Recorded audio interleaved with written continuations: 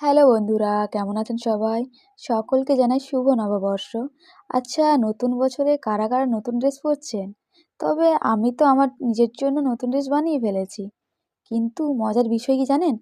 ওই ড্রেসটা বানানোর পরে আমার অনেক কাপড় অবশিষ্ট হয়েছে। তাই ইচ্ছে হলো না ওই অবশিষ্ট কাপড়টাকে ফেলে দিতে। মনে হলো ওটা দিয়ে যদি আবার নতুন কিছু বানানো যায়।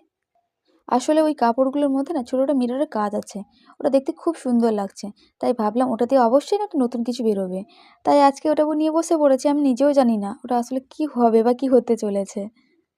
তবে আরেকটা কি জানেন? যখন নতুন কিছু কাজ করি না তখন শুধু মনে হয় যে ওটা দেখতে কেমন লাগবে? মানে ওর ফাইনাল লুকটা কেমন হবে?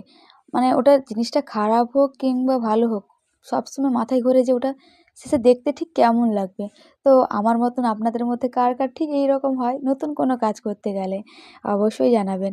তাছাড়া আজকে নতুন বছরে সবাই খুব, খুব ভালো